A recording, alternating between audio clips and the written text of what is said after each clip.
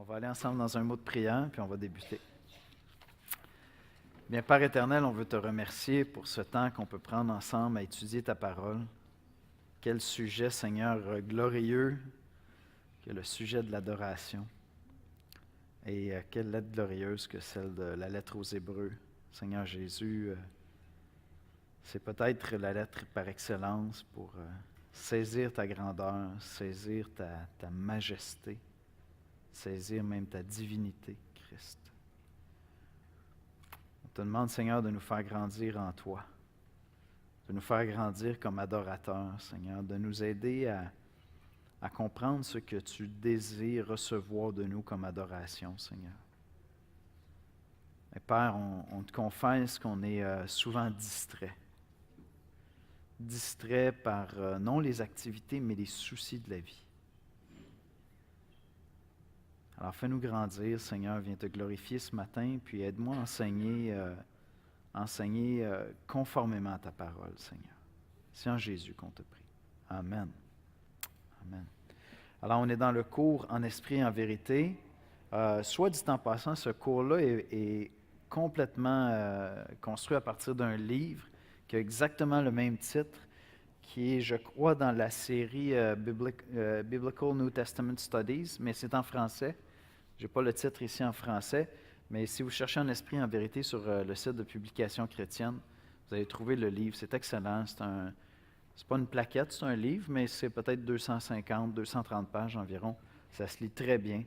Si vous dites, OK, c'est intéressant, mais je n'arriverai pas à résumer ce qu'on a vu, ça sera une bonne lecture pour vous à faire. C'est très enrichissant. On est à la leçon 8. Ce matin, on va compléter le survol de la lettre aux Hébreux. La semaine prochaine, si je ne me trompe pas, je suis souvent confus dans les dates, ça devrait être notre dernier dimanche pour les cours bibliques, parce que le dimanche suivant est une matinée missionnaire.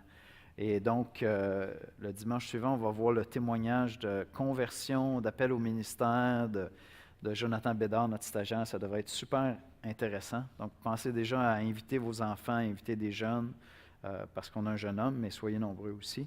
Et la semaine prochaine, donc, on termine avec l'Apocalypse, puis je vais essayer de faire un peu la synthèse de tout ce qu'on a vu à travers le cours. La lettre aux Hébreux. Donc, si vous voulez des copies des notes, je me demande si ce n'est pas juste la leçon 9 qui était disponible en arrière. Si vous voulez trouver la leçon 8, tout ça, vous pouvez le trouver sur notre site web dans la section des cours bibliques. Puis, vous pouvez aussi vous abonner à la liste d'envoi, vous allez recevoir ça. Quels sont les thèmes qu'on a vus, juste pour se remettre un peu dans le bain? Quels sont les grands thèmes? OK, commençons avec ça. C'est quoi les grands thèmes qui résument l'adoration dans l'Ancien Testament, puis que je répète depuis le début du cours dans le Nouveau Testament? Camille? Révélation.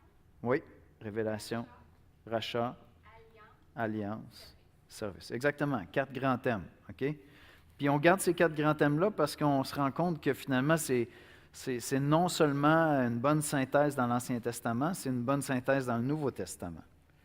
Donc, nous adorons un Dieu qui se révèle. C'est une particularité de l'adoration du Dieu de la Bible. C'est différent de ce qu'on va trouver dans toutes sortes de cultes, dans toutes sortes de pensées, de philosophies. Nous adorons un Dieu qui se fait connaître à nous. Ce Dieu-là se rachète des adorateurs. C'est lui qui va créer son peuple d'adorateurs en les sauvant. C'est vrai dans l'Ancien Testament, c'est vrai dans le Nouveau Testament. Donc, c'est un rachat qu'il va opérer. Ensuite de ça, on a dit qu'il va traiter une alliance avec ses adorateurs. D'accord? Donc, c'est comme si on sort de l'idée du Créateur. Dieu est notre Créateur dans les Écritures, mais des grands thèmes qu'on voit à travers toute la Bible, ça se résumerait à ces 4-là plutôt. D'accord? Donc, on a dit révélation, rachat, alliance. Il dicte les conditions de l'alliance qu'on va contracter avec lui comme adorateur. On n'adore pas Dieu comme on veut. Non seulement on adore pour qui il est, comme il s'est révélé, mais on va contracter une alliance avec lui. On va entrer dans une alliance avec lui. Et puis ensuite de ça, l'adoration va se résumer énormément au service. Énormément au service. On est en train de servir ce Dieu-là. Que ce soit par la louange, des louanges dans nos paroles, des chants de louanges, que ce soit en écoutant des enseignements, que ce soit le service dans le temple dans l'Ancien Testament, que ce soit lorsqu'on est en train de prendre soin de la famille, on est en train d'aider des indigents, des gens qui sont dans la pauvreté, on est toujours en train de servir Dieu. C'est un service, l'adoration, dans l'Ancien Testament, dans le Nouveau Testament. Donc, la tribu des Lévites servait Dieu particulièrement autour du temple. Mais l'ensemble d'Israël servait Dieu, c'était des serviteurs de Dieu. Puis lorsqu'on arrive dans le Nouveau Testament, on se rend compte que ce thème-là demeure encore. On a 4 mots pour résumer l'adoration, si on peut dire, dans l'Ancien et dans le Nouveau Testament. Ça va? Est-ce que vous avez des questions sur ça? Ou c'est assez clair? Puis plusieurs de ces éléments-là sont différents de ce qu'on va trouver dans d'autres religions, dans d'autres croyances. D'accord? La notion de révélation, ce n'est pas dans toutes les religions. La notion de rachat, définitivement pas. D'accord? L'idée d'alliance, peut-être qu'on le trouve dans certaines religions anciennes. OK? Et puis ensuite de ça, le service, bien évidemment, là, il y en a plusieurs qui vont voir ça comme un service. Mais de voir, nous, non seulement... Fait que la particularité qu'on trouve dans l'Ancien comme dans le Nouveau Testament, c'est que les adorateurs de l'Ancien Testament ne servent pas Dieu seulement à l'autel de leur Dieu. Ils servent Dieu par tout leur style de vie. Alors, si moi j'avais été un adorateur d'une idole païenne quelconque, je serais en train de servir mon Dieu fondamentalement en servant mon idole. Lorsque je vais à l'autel, puis j'offre des sacrifices là, des encens, n'importe quoi, je suis en train de servir mon Dieu. Mais dans toute la Bible, être un adorateur de Dieu, c'est adopter un style de vie qui, à chaque moment de ma manière de vivre, mon style de vie que je vais adopter, je suis en train d'offrir un service d'adoration à mon Dieu. Donc, Israël devait faire ça. Puis, c'est pour ça que Dieu va contester, Dieu va rejeter, va critiquer, va juger l'adoration d'Israël dans l'Ancien Testament, parce que leur style de vie, leur manière de se comporter les uns envers les autres, par exemple, est en contradiction avec ce qu'ils disent avoir dans leur cœur lorsqu'ils vont offrir des sacrifices au temple. D'accord? Et parce qu'il y a une contradiction, Dieu va dire, votre adoration me pue au nez. Ce n'est pas admissible pour moi, ce n'est pas acceptable. C'est une particularité de ce que c'est un adorateur dans la Bible. Et ça demeure dans le Nouveau Testament. Quelqu'un qui voudrait nous dire un autre élément qu'on avait vu au début du cours, puis dans le fond, on commence la révision pour la semaine prochaine, pour la conclusion. Un autre élément qu'on avait vu au début du cours, c'est la notion de continuité puis de discontinuité. Il y a des choses qui sont présentes dans l'Ancien Testament, déposées, développées progressivement dans l'Ancien Testament, et qui vont se poursuivre même jusque dans l'éternité. Donc, ils vont se poursuivre de l'Ancien au Nouveau Testament, jusque dans l'éternité, et il y a des éléments qui vont avoir une discontinuité, c'est-à-dire qu'ils vont s'arrêter à un certain moment. Quelqu'un qui voudrait nous développer ça un peu ou nous expliquer ça. Camille peut sûrement le faire, mais sûrement quelqu'un d'autre aussi qui peut le faire. Excuse-moi, Camille. Est-ce qu'il y a quelqu'un d'autre qui veut juste nous partager un peu c'est quoi l'idée de continuité, discontinuité? M. Marquis aussi peut le faire, je suis sûr, mais sûrement quelqu'un d'autre aussi qui peut le faire. Est-ce quelqu'un qui veut s'essayer? Non? M. Marcus, veux-tu nous éclairer, s'il te plaît? Junior, excusez, il fallait spécifier. Je n'ai pas le vocabulaire que vous avez développé dans le cours, Mais tu devines l'idée? C'est ça. Au niveau de la continuité, évidemment, je pense qu'il y a on distingue certains commandements que Dieu a donnés dès le départ, que ce soit même avant présent même avant la loi de Moïse, d'aimer Dieu de tout son cœur, de le servir. Ça, c'est présent, ça continue même Absolument. dans la nouvelle alliance, comme dans l'ancienne alliance. Et c'est là, je pense, des éléments de continuité, discontinuité, c'est lorsqu'on voit l'ancienne alliance, la nouvelle alliance, c'est tout le rapport, la relation avec Dieu qu'il y a dans le culte, d'offrir les sacrifices, aller dans la présence de Dieu, soit par le tabernacle ou à travers le temple. Ça devient, ça continue, mais d'une manière nouvelle, c'est discontinué, cette manière d'offrir ce culte-là à cause de ce que Christ a accompli, que maintenant on est en relation avec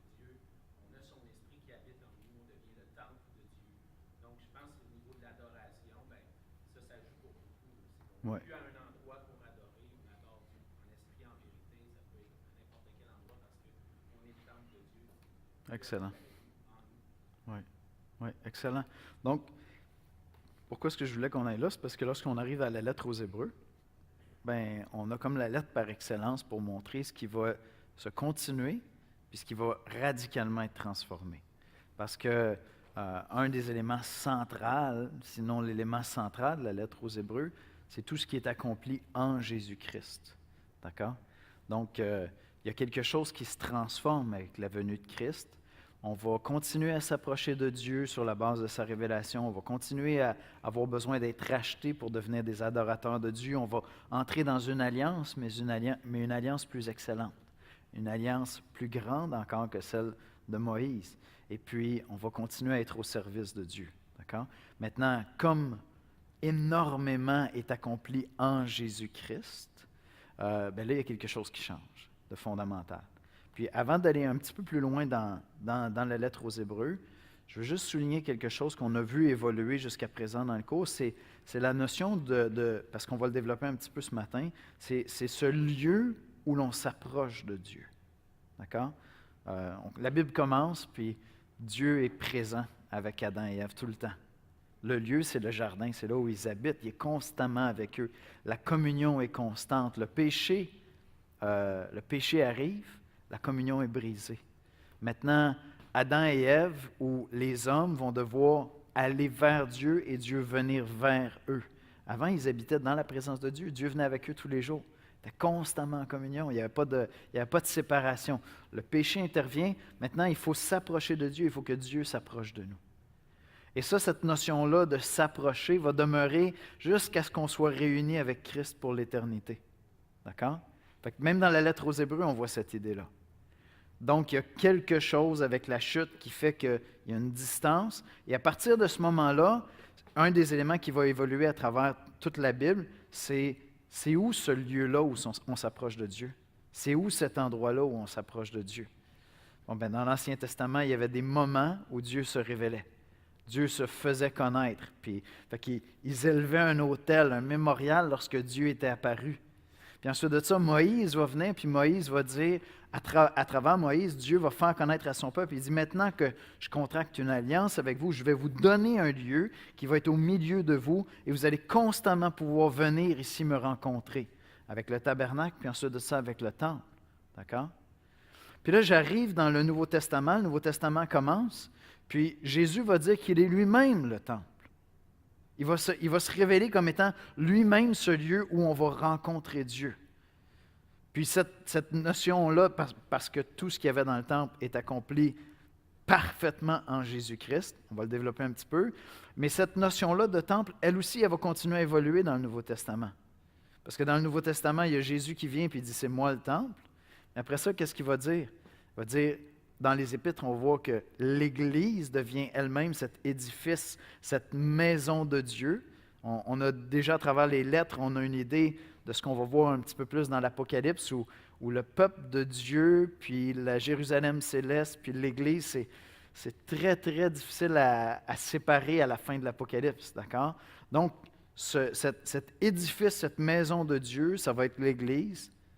Et un autre élément, ça va être chaque individu qui est habité de l'Esprit Saint, qui est lui-même le temple. D'accord? Mon corps est lui-même un temple pour Dieu, où est-ce que l'Esprit Saint est. Donc, le temple, le lieu où l'on rencontre Dieu, c'est l'endroit où l'Esprit de Dieu se trouve, où Dieu se fait connaître. Puis ça évolue à travers l'ensemble de la Bible. On commence avec un lieu qui est le Jardin d'Éden, il y a une communion parfaite qui est là, il y a une coupure dramatique avec le péché. À partir de là, on doit s'approcher de Dieu, puis Dieu va s'approcher de nous. Dieu va venir vers nous, on va s'approcher de lui. Il y a vraiment une rencontre qui se passe. Ce lieu de rencontre-là, il va évoluer jusqu'à temps qu'on ait la révélation dans la personne de Christ. Puis lorsque je crois en Jésus-Christ, son esprit vient en moi. Puis maintenant, je peux être en communion constante avec lui. D'accord?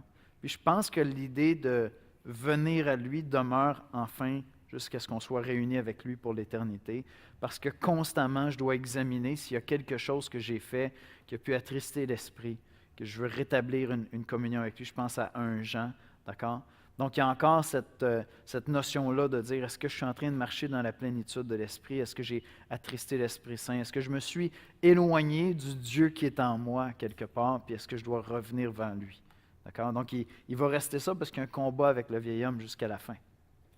Est-ce que ça va? Est-ce que vous avez des questions là-dessus ou des commentaires? Ça va? Est-ce que c'est clair ou vous dites rien parce que c'est pas clair pantoute? Monsieur Latour? C'est clair. Ça va? C'est assez clair? OK. Hein, vous comprenez que lorsqu'on annonce Jésus, je peux pas, puis je parle avec quelqu'un qui a une autre croyance, je ne peux pas accepter du tout l'idée qu'il me dise « Oh, mais on croit toute la même affaire. » Puis ça n'a rien à voir avec ça. Ça n'a rien à voir avec la grâce qu'on a en Jésus-Christ. On est complètement ailleurs, on est dans un autre monde. OK. Déjà le Dieu qui se révèle.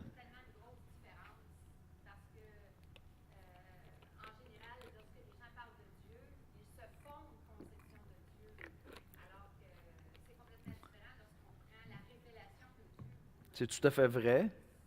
Maintenant, j'avais en tête aussi l'islam, où c'est le Dieu qui se révèle. Hein, dans l'islam, pour eux, c'est le Dieu qui se révèle. Donc, ça, c'est pour ça qu'eux autres, ils vont dire que c'est la religion, c'est les religions du livre, puis que c'est tout le même livre.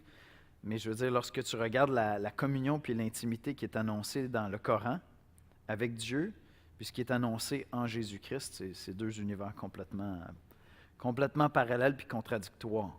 Il n'y a rien qui se complète dans cette histoire-là. C'est juste qu'il y en a un qui a attrapé des éléments du christianisme puis qui a essayé de rendre quelque chose ici, mais il a perdu l'essence même. Mahomet, en pensant s'inspirer du christianisme, a perdu l'essence même du christianisme, cette communion qu'on a avec ce Dieu qui vient faire sa demeure en nous, ce lieu permanent de rencontre qu'on a avec lui. D'accord? C'est inconcevable pour l'islam qu'il y ait une telle intimité entre des êtres humains et Dieu. Ça ne rentre pas, là. Tu ne peux pas trouver cette notion-là dans le Coran du tout. OK, alors on s'en va dans Hébreu, puis on a mis la table pour plusieurs éléments de la lettre aux Hébreux. On a déjà commencé la semaine dernière la lettre aux Hébreux, fait que je ne veux pas tout revoir la page 2 de vos notes, mais juste revoir un ou deux éléments. Une des choses qui ressort très très fort dès le début de la lettre, c'est que Christ est la révélation ultime de la personne de Dieu. Donc dans mes quatre thèmes qui résument la révélation, Christ est la révélation ultime de la personne de Dieu. Connaître Christ, c'est connaître Dieu. Ne pas connaître Christ, c'est passer à côté de la plus grande opportunité qui est donnée à l'homme pour connaître Dieu. D'accord? Donc, dans la lettre, on va jusqu'à saisir la divinité de Christ, mais l'argument qui est fait fondamentalement dans la lettre, l'argument fondamentalement qui est fait à l'intérieur de la lettre, c'est que Christ est la révélation de Dieu. Je vais connaître la personne de Dieu à travers ce que Christ me fait connaître. Il est l'empreinte de sa personne. Je peux donc saisir qui est Dieu à travers la personne de Christ. Ça, c'est vraiment la notion de révélation qui est là. Ensuite de ça, il y a l'idée qu'il apporte une alliance supérieure, une alliance nouvelle, une alliance qui amène une discontinuité. La discontinuité, c'est quoi? C'est qu'il n'y aura plus de sacrifice à faire pour nous laver de nos souillures. Donc, c'est pour ça qu'on dit, lorsque je viens à la foi en Jésus-Christ, je suis pardonné de mes péchés passés, présents et à venir. Ça ne veut pas dire que je ne peux pas attrister l'esprit. Ça ne veut pas dire que je n'ai pas à me repentir. Au contraire, j'ai à me repentir pratiquement quotidiennement. Parce que je lutte avec le vieil homme, parce que je suis en processus pour que le caractère de Christ soit formé en moi. Mais il n'y a plus de sacrifice à faire pour le pardon de mes péchés. Comme je le disais cette semaine dans la question du nouveau catéchisme qu'on va envoyer lundi, il y avait toute cette idée-là de dire, est-ce que je peux ajouter quelque chose à ce que Christ a fait? Est-ce que j'ai des œuvres que je pourrais ajouter à ça? Il n'y a pas de sacrifice qu'on peut ajouter à ce que Christ a fait. C'est entièrement accompli. Donc, il n'y a plus de sacrifice à faire pour le pardon de nos souillures, de nos péchés, de nos offenses. Et lorsque je décide de placer ma foi en Christ, je ne pourrais pas offrir un autre sacrifice pour le pardon de mes péchés. Lorsque je vais me repentir, ce que je veux faire, c'est être sensible à toute offense que j'aurais faite à l'Esprit de Dieu, à Dieu. à l'Esprit de Christ. Je veux m'assurer de marcher dans la plénitude de l'Esprit. Et donc, c'est dans cette idée-là que je vais me repentir de mes péchés comme chrétien.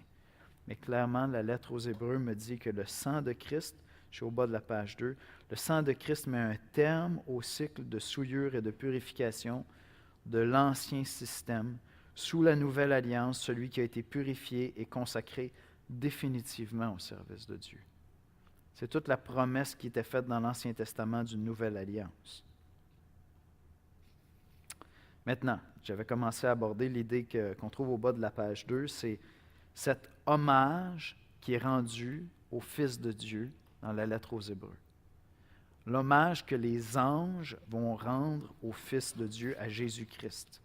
On lit dans Hébreux 5, versets 5 à 9, « Car auquel des anges Dieu a-t-il jamais dit, tu es mon Fils, je t'ai engendré aujourd'hui. » Donc, l'auteur de la lettre aux Hébreux dit, Christ est à part des anges, il est supérieur aux anges. Et il va faire un point de comparaison. Il dit, auquel des anges a-t-il jamais dit, tu es mon fils, je t'ai engendré aujourd'hui. Et encore, je serai pour lui un père et il sera pour moi un fils. Et lorsqu'il introduit de nouveau dans le monde le premier-né, il dit que tous les anges de Dieu l'adorent.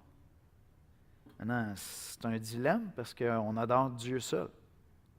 Voyez-vous? Puis pourtant, les anges sont invités, il leur est commandé d'adorer le Fils. De plus, il dit des anges, celui qui fait de ses anges des vents et de ses serviteurs une flamme de feu. Mais il a dit au Fils, ton trône, ô Dieu, est éternel. Le sceptre de ton règne est un sceptre d'équité. Tu as aimé la justice et tu as haï l'iniquité. C'est pourquoi, ô Dieu, ton Dieu t'a oint d'une huile de joie au-dessus de tes égaux. Et donc, qu'est-ce que l'auteur de la lettre aux Hébreux est en train de faire? Il est en train de citer des passages de l'Ancien Testament pour démontrer que c'était annoncé, c'était prophétisé dans l'Ancien Testament, qu'un jour le Fils de Dieu viendrait, qui serait incomparable aux anges de Dieu. Il serait en tout supérieur aux anges et on devrait lui rendre hommage. On devrait l'adorer. Implicitement, l'auteur de la lettre aux Hébreux est en train de nous dire qu'on devrait adorer Christ. D'accord? Implicitement, c'est ça qu'il est en train de faire. Si les anges sont appelés à l'adorer, qu'en est-il des hommes? On est appelé à l'adorer aussi. Il est la révélation parfaite du Fils de Dieu lui-même.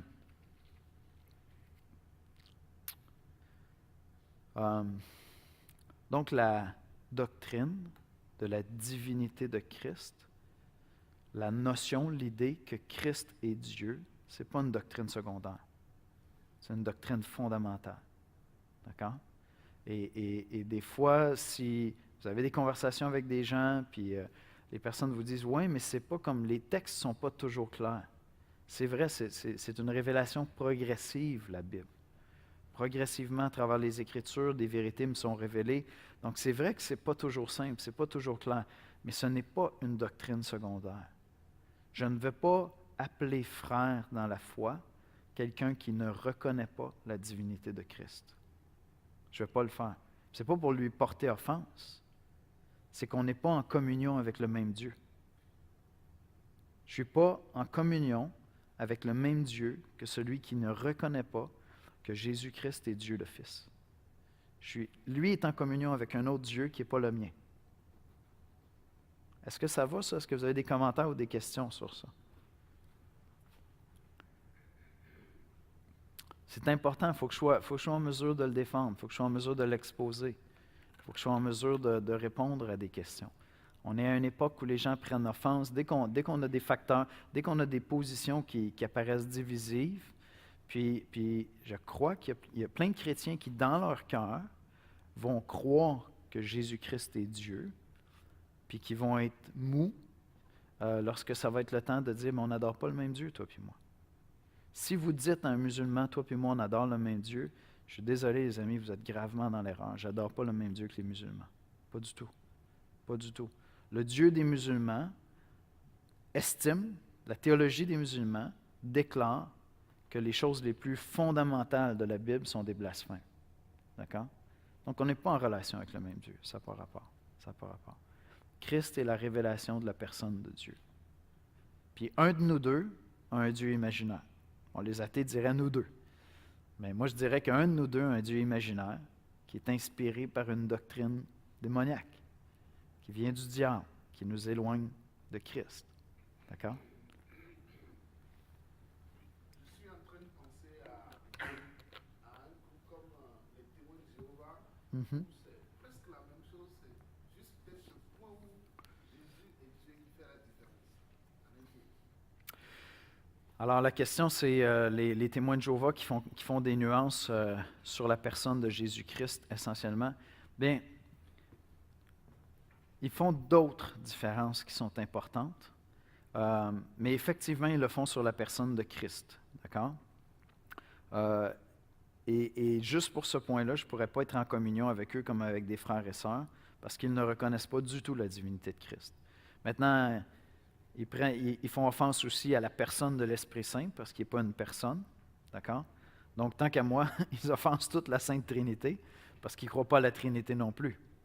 Donc, nous croyons au Dieu qui se révèle, qui se fait connaître à nous, et je n'ai pas le loisir, je vais le dire comme ça, une faute fondamentale de l'approche herméneutique, l'interprétation de la Bible des témoins de Jéhovah, c'est qu'ils pensent qu'ils peuvent arriver avec des explications logiques pour tous les textes des Écritures, et ils refusent de vivre avec certaines tensions, certains mystères.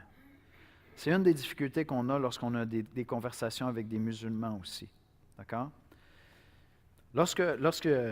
C'est une bonne question, je vais essayer de ne pas partir trop loin là-dessus, puis qu'on complète Hébreu, mais lorsqu'on dit que les Juifs, les chrétiens, on adore le Dieu qui se révèle à travers la Bible, bien, c'est Dieu qui est en train de se révéler, puis Dieu est beaucoup plus grand que ma capacité de comprendre.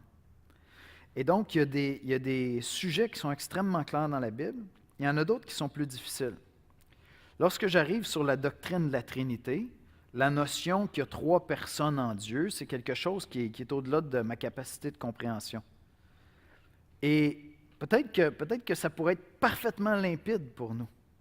Certainement, lorsqu'on va voir Dieu, ça va l'être pas mal plus. Mais peut-être que ça pourrait être parfaitement limpide. Mais dans les Écritures, la doctrine est là, elle est claire, elle est clairement là, mais je n'ai pas l'information qui me permet de rendre tout ça entièrement compréhensible à ma capacité d'analyse à moi. Si vous m'expliquez la mécanique d'une voiture, qui n'est vraiment pas mon domaine, si vous êtes assez patient, là, je vais vraiment comprendre la mécanique d'une voiture. Mais même si vous étiez super patient, je n'arriverai pas à comprendre parfaitement la Trinité. Parce que, au moins parce que Dieu n'a pas décidé de la révéler entièrement, la Trinité. Les témoins de Jéhovah font une erreur importante que les musulmans font aussi. C'est pour ça que lorsqu'on discute avec eux, ils vont dire « c'est pas logique, ça ne se tient pas ». C'est pas parce qu'il y a une part de mystère que ce n'est pas logique. C'est pas parce que tu n'arrives pas à saisir quelque chose que ça ne se tient pas. C'est qu'il y a une part de mystère dans les Écritures. Les témoins de Jéhovah abordent les Écritures en disant « non, il n'y a pas de mystère. Nous, on peut tout expliquer parfaitement ». Là, ils arrivent et ils doivent construire un système qui va faire qu'ils vont être capables de placer toutes les pièces du puzzle. Il n'y aura plus de mystère dans la Bible. C'est tellement faux qu'ils passent leur temps à changer leur révélation. Leur interprétation des textes bibliques évolue de décennie en décennie chez les témoins de Jéhovah. Ils ont leurs spécialistes qui reçoivent des révélations angéliques, puis ils corrigent leur interprétation des textes. Donc, c'est juste pour dire qu'eux-mêmes ne sont pas consistants là-dedans. Là. Mais c'est l'erreur qu'ils font, c'est qu'ils pensent qu'ils peuvent tout expliquer. Ils ne peuvent pas expliquer comme il faut la divinité de Christ. Ils ne peuvent pas expliquer la Trinité. Ils rejettent ces choses-là. Maintenant, ils font des erreurs sévères aussi au niveau du salut. Parce que leur système de croyance revient à un salut par les œuvres. Le sacrifice de Christ n'est définitivement pas suffisant. Et dans ce sens-là, ils sont assez près de l'Église catholique, qui enseigne aussi que le sacrifice de Christ n'est pas suffisant. Il faut compléter, et ils vont interpréter des passages lorsque Paul dit qu'il va compléter ce qui manque à l'œuvre de Christ. L'Église catholique va définir ça comme un travail d'expiation que je suis en train de faire. Je ne peux pas ajouter d'expiation, je ne peux pas expier, je ne peux pas payer. Il n'y a pas d'élément de rédemption dans l'œuvre que moi je suis en train de faire. Mais pour les témoins de Jéhovah, comme pour l'Église catholique, ils participent à leur salut non seulement par reconnaissance pour ce que Christ a fait, mais pour gagner leur salut. Est-ce que ça va? Oui, ça va, mais la seule chose qui me gêne, c'est que j'ai l'impression que ça revient à une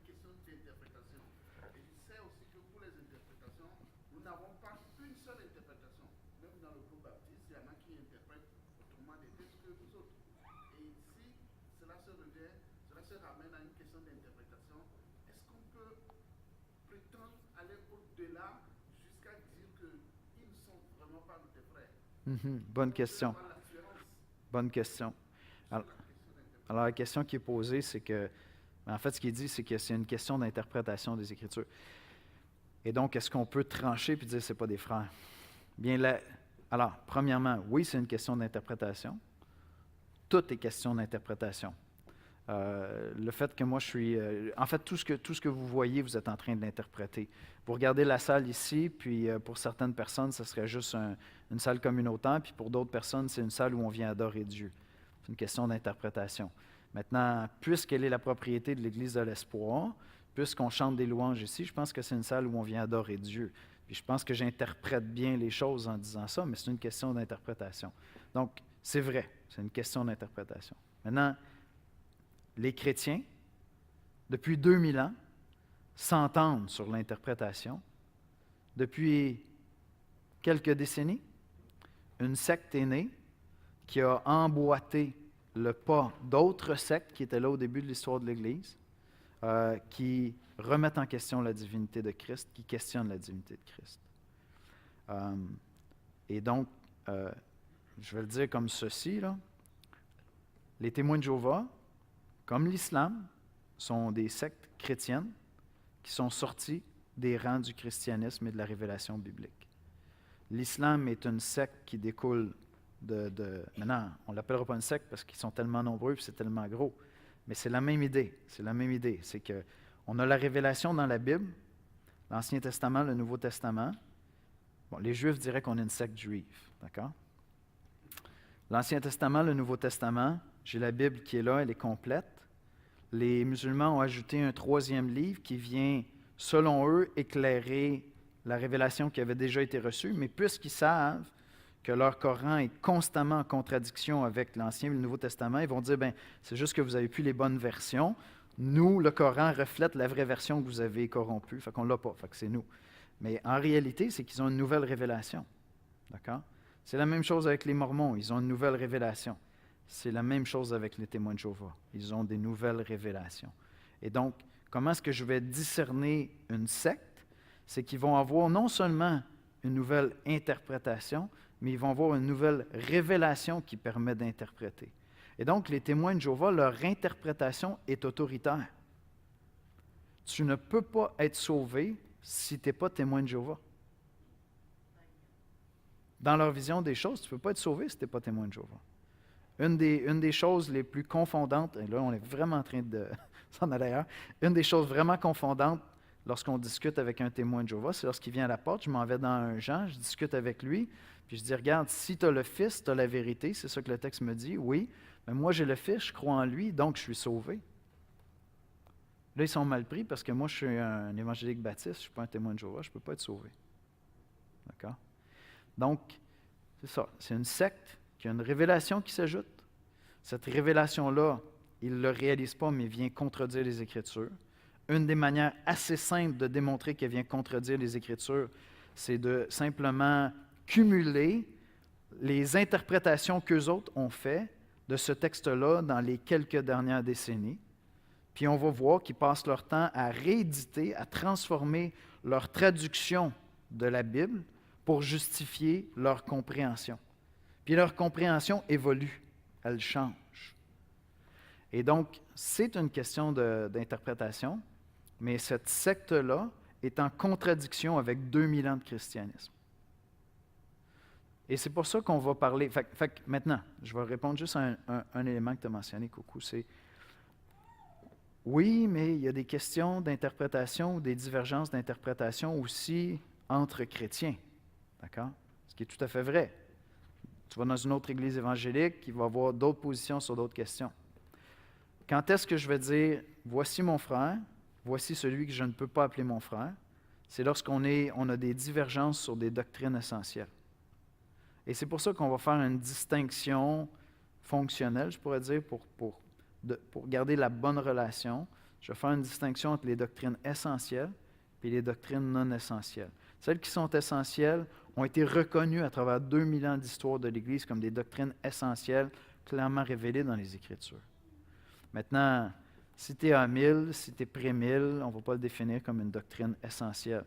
Si tu es calviniste comme moi ou tu l'es moins, on ne va pas le définir nécessairement comme une doctrine essentielle non plus. D'accord? Mais si tu me dis que Jésus est simplement un homme, peut-être un très grand homme, mais ce n'est pas Dieu le Fils, depuis 2000 ans d'histoire, l'Église a déterminé ça. Et très tôt dans son histoire, dans les premiers siècles. Tout ce que les témoins de Jéhovah ont fait, ils ont réveillé une vieille doctrine arienne, une vieille hérésie arienne, puis ils ont adopté ça. Je ne sais pas si ça éclaire un petit peu, Coco. Alex, tu m'écoutes depuis tantôt, as-tu quelque chose à ajouter là-dessus? Ben, je pense que l'apôtre Paul met en garde, puis Jean aussi met en garde contre les faux docteurs. Oui. Puis lorsque ça s'écarte de ce que l'Écriture enseigne, puis oui, il y a une question d'interprétation, mais comme tu dis, l'histoire de l'Église, l'Église a défendu les textes bibliques, la révélation qui est claire. Lorsqu'on voit Paul et Jean adresser la question des faux docteurs, c'est pas des frères, ils étaient au milieu de nous, mais ils ne sont pas de nous. Fait qu'il y a une question d'une différence. Effectivement, il faut trancher. Il faut trancher. Puis il y a des questions fondamentales comme le Dieu trinitaire qu'on adore. C'est même pas une question. Tu ne peux pas être un chrétien, selon moi, si tu ne crois pas la Trinité. Mais ce n'est pas juste selon toi, c'est depuis 2000 ans d'histoire. Mais Toi et 2000 ans d'histoire de l'Église. exactement. Et tout fait qu'il y a des doctrines qui sont essentielles qu'on ne peut pas laisser juste aller comme ça. Le salut en dépend. La compréhension de l'Évangile en dépend. Moi, j'appelle pas mes frères les témoins de Jéhovah. Ça, c'est clair. Puis, mais sur d'autres questions, comme tu disais, sur est-ce que la question du libre arbitre, puis comment la prédestination, tout ça, bon, OK, on peut avoir des divergences, mais ça ne change pas l'Évangile, ça ne change pas le Dieu que j'adore. Merci. Fait que c'est un élément de plus là, qu'Alex ajoute que je n'avais pas mentionné. C'est les Écritures nous appellent à user de discernement puis de reconnaître certains comme des faux docteurs. Et donc, si je dois reconnaître certains comme des faux docteurs, c'est qu'il y a une fausse doctrine qui est enseignée. Il y a une hérésie. Il ne nous serait pas commandé d'user de discernement si on ne devait pas trancher ça. D'accord? Oui? Est-ce que je peux dire un petit commentaire? Je sais que je ne suis pas dans Oui, oui. l'événement, mais est-ce qu'on peut dire aussi qu'il y a certains pasteurs, certains hommes de Dieu qui commencent avec la vérité et puis qu'à un moment donné se détournent en laissant entrer des fausses doctrines, en les adaptant à la parole de Dieu, mais en détournant finalement la vérité pour le mensonge et en ne revenant jamais en arrière, Oui. amènent le troupeau de Dieu avec eux dans le mensonge et dans la perte Oui. du salut. Mais définitivement, puis c'est pour ça que je parle de secte chrétienne. C'est parce que je veux dire, ils sont sortis des rangs des chrétiens, là. Puis l'Église mormone aussi. Puis, donc, moi, ce que je vous dis, c'est quand vous voyez que l'Église évangélique en général déclare un mouvement, admettons, comme les Adventistes des 7e jours, puis on dit, non, il y a des hérésies dans ce qui est enseigné. Il y a des choses qui sont hérétiques. D'accord? Ayez l'humilité d'étudier sérieusement ce que ces mouvements-là enseignent. D'accord? Ne présumez pas que vos pasteurs sont un peu trop bornés. OK? Parce que l'Église s'est battue pour avoir un enseignement clair et biblique pendant 2000 ans d'histoire. Ce n'est pas des questions prises à la légère. Et donc, on vit à une époque où il faut être all-inclusive, il faut accueillir tout le monde, puis on croit tous la même affaire. On ne croit pas tous la même affaire. Puis là, on est rendu à un niveau de confusion. J'écoutais encore un truc ce matin. On est rendu à un niveau de confusion où même la biologie, c'est une question d'interprétation. Je ne suis peut-être pas un homme, je suis peut-être une femme, c'est une question d'interprétation, tout ça. Fait qu'on est même rendu où la science physique ne peut même plus dire quelque chose de vrai. T'sais. Non, tout n'est pas interprétation. C'est pas vrai. Là. Il y a des choses qui sont objectivement définissables, et donc il y a des choses qui sont objectivement déclarées dans la Bible.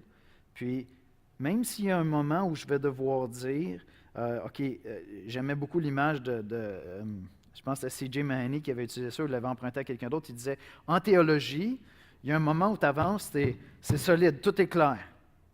Mais c'est comme si j'avançais dans la mer. Puis ceux qui sont déjà allés se baigner dans la mer, il y a un moment où tu commences à sentir que de temps en temps, comme les vagues font que tu ne touches plus tout à fait au fond. Tu sais. Puis là, à un moment donné, tu commences à marcher sur la pointe des pieds. Peut-être c'est ça, juste de reculer un petit peu et de dire, OK, ici c'est solide, là je suis dans le mystère. Là, j'arrive dans une portion de mystère.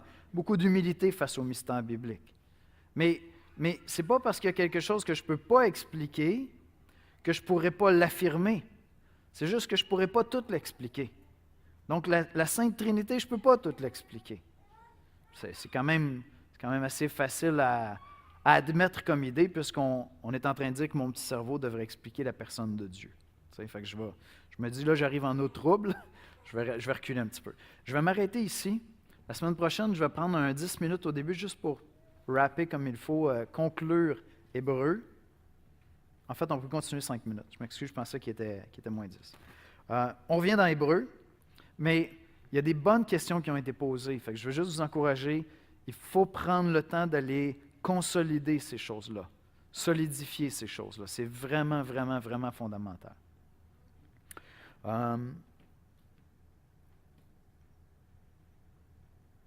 Alors, la lettre aux Hébreux, on l'a déjà abordé au début lorsque je faisais la révision, développe vraiment toute l'idée qu'on s'approche de Dieu. Et là, ce qui nous est révélé dans les lettres aux Hébreux, c'est qu'on s'approche de Dieu en venant à Christ. Christ est le lieu où on s'approche de Dieu. Christ est l'endroit, c'est la personne, mais c'est en lui qu'on vient s'approcher de Dieu et qu'on entre en relation avec lui. Et ça fait écho à nos 4 thèmes sur l'adoration dans l'Ancien Testament, dans le Nouveau Testament. Je vais tout de suite aborder comme le dernier élément, là, puis je verrai si je reviens dessus la semaine prochaine. Ce qui est clairement enseigné dans la lettre aux Hébreux, c'est que puisqu'il y a un élément de discontinuité, c'est-à-dire qu'en Jésus-Christ, le sacrifice parfait est accompli, il n'y a plus de sacrifice à offrir pour nos souillures, la lettre aux Hébreux nous permet de comprendre mieux qu'est-ce que ça veut dire servir Dieu une fois qu'on a été pardonné de nos péchés. Parce que l'idée de service à Dieu est très, très présente dans la lettre aux Hébreux. Mais on comprend que ça va être un service d'action de grâce, ça va être un service de reconnaissance. Ce n'est pas un service par lequel je vais pouvoir me purifier moi-même de mes fautes. Si vous allez au bas de la page 3, l'adoration, service de Dieu, en 2 points clés du raisonnement de la lettre, le mot latréuine, qui appartient au registre de l'adoration, est employé de façon nouvelle pour mettre en relief ce que signifie être chrétien. Les sacrifices de l'Ancienne Alliance ne pouvaient amener à la perfection celui qui rend un tel culte, ni traiter le problème fondamental de la culpabilité. En revanche, la parfaite suffisance, il y a une erreur, du sacrifice de Christ en matière de pardon des péchés rend cette purification possible. Le sang de Christ peut purifier notre conscience de la souillure du péché afin que nous puissions nous mettre au service du Dieu vivant. La conscience doit être purifiée par cette assurance. Le sang de Christ procure le pardon avant que nous puissions adorer et servir Dieu réellement. Et ensuite de ça, ce qui va être développé, c'est comment est-ce qu'on va servir Dieu. Comment est-ce qu'on entre au service de Dieu une fois qu'on a été purifié. C'est ça qui me qualifie pour pouvoir servir Dieu, c'est la purification qui m'a été apportée par Jésus-Christ. Si vous allez au haut de la page 4, l'adoration qui convient à Dieu est ici associée à la réception d'un royaume inébranlable. C'est que je sais que je suis entré dans un royaume duquel je ne pourrai plus être séparé, j'appartiens à ce royaume-là. Grâce à l'œuvre de Christ, les chrétiens ont déjà part par la foi au royaume eschatologique de Dieu. Le royaume eschatologique, c'est ce qui nous est annoncé. Lorsque Christ va revenir, on va être entièrement réunis avec lui.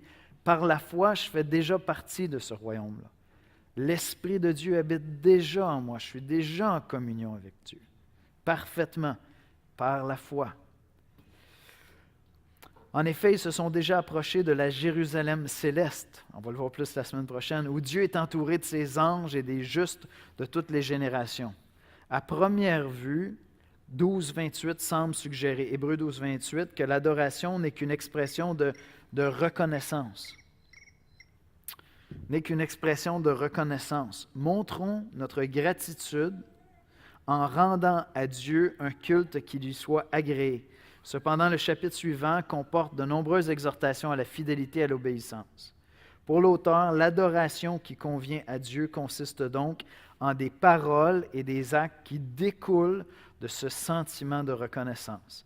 Telle est certainement la signification d'Hébreux 13, versets 15 et 16. Je vais me garder juste un petit morceau pour la semaine prochaine parce que je veux développer quelque chose qui est très fort à la fin de la lettre aux Hébreux. C'est toute l'idée que tous les gestes du quotidien font partie de l'adoration. Puis en réalité, c'est comme si, à part de fixer les yeux sur Dieu et sur Christ, puis lui rendre grâce et l'adorer, notre adoration se résume fondamentalement à servir, à être l'expression de cet amour-là autour de nous. On va juste compléter ça au début du cours la semaine prochaine. On va couvrir la lettre de l'Apocalypse. On va prier ensemble. Seigneur notre Dieu, merci pour ta sainte parole. Merci, Père, pour ta parole qui nous apprend qui tu es. Nous apprenons à te connaître, à t'adorer, Seigneur. Nous apprenons à discerner les Écritures ensemble, Père. Seigneur Jésus, nous voulons ce matin t'adorer parce que tu es la révélation même de la personne de Dieu. Tu es l'empreinte même de sa personne. L'apôtre Jean nous dit que tu es le Logos. Tu es la parole par qui toutes choses ont été créées. Tu étais avec Dieu et tu es Dieu. Mais non seulement tu es notre Dieu, Seigneur Jésus, tu es notre souverain sacrificateur. Tu es venu t'offrir toi-même en sacrifice afin qu'il n'y ait plus de sacrifice nécessaire pour le pardon de mes péchés, Seigneur, de nos péchés. Et Seigneur, nous croyons en toi.